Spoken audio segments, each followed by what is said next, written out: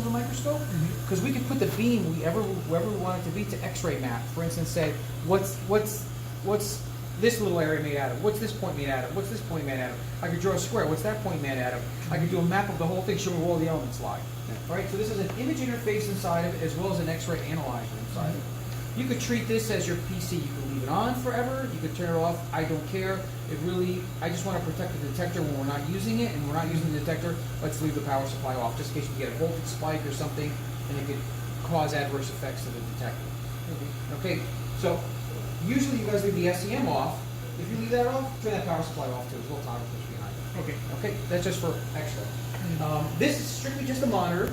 You only have one computer, right? This is your computer, only one.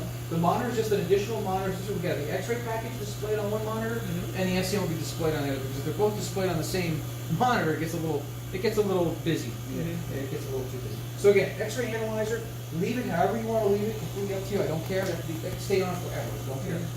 The detector power supply, please turn that off if you're not using the SEM. Is it short its life? No.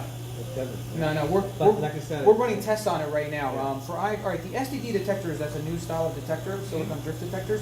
They're not liquid nitrogen filled detectors, right? The SDD detector's been out for like the last 9 years or so, somewhere right around there.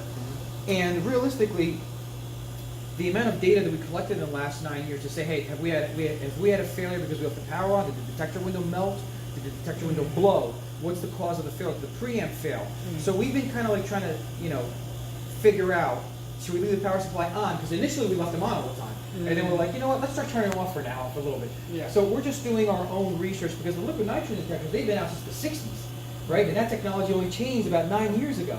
And realistically, we can make the windows smaller. About 5 years ago, the SDD detectors really got good resolution. Prior to that, the resolution on the dry detectors sucked. So people still got the liquid nitrogen detectors. But now, in the last 5 years, the SDDs have just surpassed the liquid nitrogen detectors by leaps and bounds. So, at any rate, so there's not enough data for me to say leave it on or leave it off. So right now I'm going on a leave off data. All right, and I just want to see if we get failures with leaving the detector power supply off instead of leaving it on 24/7. Does it have a surge protector? No, Power supply? So does that's not. why you probably safe to leave it off. Yeah, it does not. I mean, it has a little one, but realistically, if your building gets hit by lightning, that's doing nothing.